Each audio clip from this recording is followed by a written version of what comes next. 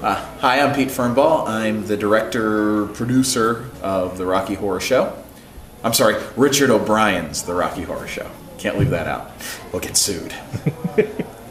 Why did you want to direct Rocky Horror? Why did I want to direct? I've asked myself that many times over the past few months. I do like the show. I saw the movie. I actually saw it on stage. A community theater up in Pittsburgh did it about 5 years ago, and I saw it on stage there, and I liked it.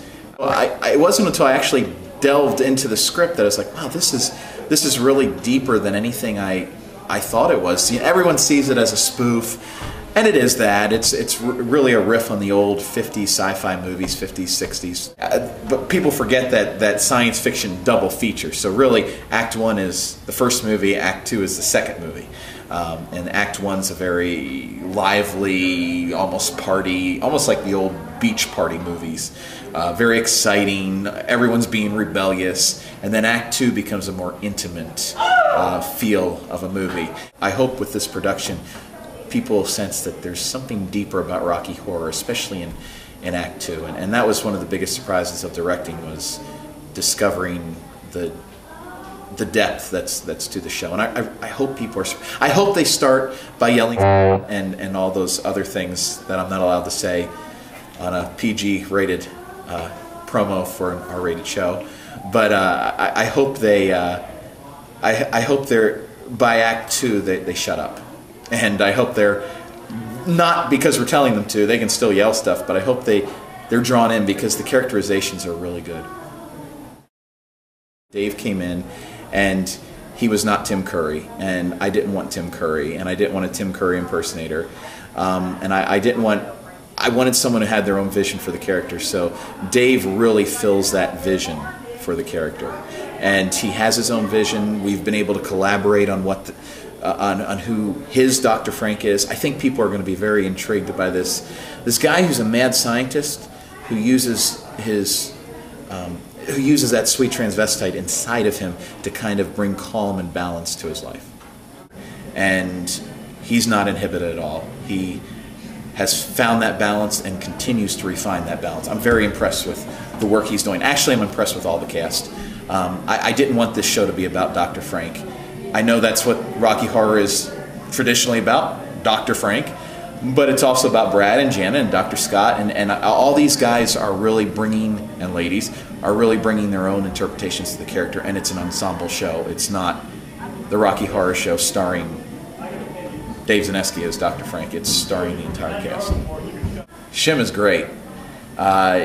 We cast Michelle Turner, and I asked a bevy of local actors to come out for auditions, and Michelle came out. And I know that Michelle has an improvisational ability that will really benefit this character and will enable her to interact with the audience while also bringing that kind of gravitas, mock gravitas to the role. I have to use gravitas, it's a presidential election time.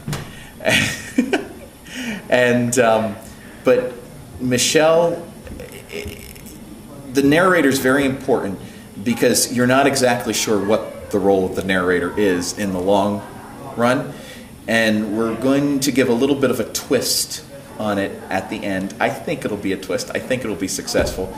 And Michelle is just pulling off her narration beautifully, and the narrator links the whole show together, and Michelle's doing that. The other characters include, there's Andrew Ferguson. He's from Bethany College. He's playing Brad, and he brings that nice little balance of squareness and the guy who's trying to fit according to a society's standards and fit in that societal box. He brings that nice balance and also a bit of jerkiness to the role, but he's not a jerk. He's not a jerk. He's a very nice guy, and I've enjoyed directing him, and he's really growing in the role. Bethany plays Janet, and she could play other characters, but she just, of all the people who auditioned, she had that all-American girl quality. Not the doll. She just had that quality about her. And yet when you get into those scenes where Janet is coming alive, what you see will be very interesting. The transformation is very interesting. A lot of stuff is going on. We have Sonia Rosales from Pittsburgh. She is playing our Magenta, and she's also co-choreographer. She brings that sultriness. I knew I needed an actor with a big voice who could open the show, because she is also the usherette in the beginning, and pull them in. She does that. She's excellent. What a find she was, and is Megan Simcox plays Riff Raff. I'm sure somewhere someone maybe in Lisbon has played in the Spanish production, or maybe in the Belgian production of Rocky Horror. Maybe they've cast a woman as Riff Raff, but we certainly did it here, and I'm really enjoying what she's doing with the character. I just hope she doesn't hurt her back with the hunch. And let's see here. Oh, Megan Ross, who's a local actor as well. I've seen her at Towngate. She was in Dracula last year at Towngate. She is playing Columbia, and she's great. She has that party girl. I hate using simplistic terms because I don't want you to think we're making the characters one-dimensional, but she has that party girl quality to her. I would say to the general public, forget the movie when you come. Forget it. We did. There was a certain point during the production, the rehearsal process, where I said, no more watching the movie. No more. This is a unique local production.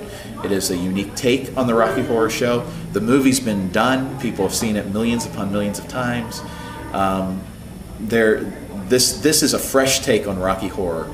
And if you're a fan, I think you should come out and see it, because I think it would make you look at the movie even a little differently. These guys have really brought themselves. They haven't brought their memories of the movie to the characters. They've brought themselves to the characters. It's going to be organic. It's going to be fresh. It's going to be live. It's not on a screen, so anything can happen up there. And you can yell things at the actors too. It's a 40-year-old show. I guarantee you've seen much worse in the movie. I guarantee you've seen much worse on TV and in the movies than what's in Rocky Horror. Guarantee you. It's the stigma that's associated with Rocky is the show's iconic, and so the stigma's iconic, and so it has an important message. It's all about how the establishment tries to oppress people from truly being themselves, and how society must be protected against these people who are a little unusual from the norm. And that's the deeper message, and it's not a negative message. A message about acceptance and tolerance is never a negative. So I would say give it a shot. It's a fun time, and it's really innocent debauchery, but it's innocent and it's harmless. No one's been harmed by going to see Rocky Horror. Come to this show. You'll be able to yell things at actors. I'll be in the back row yelling things at actors. I am right now.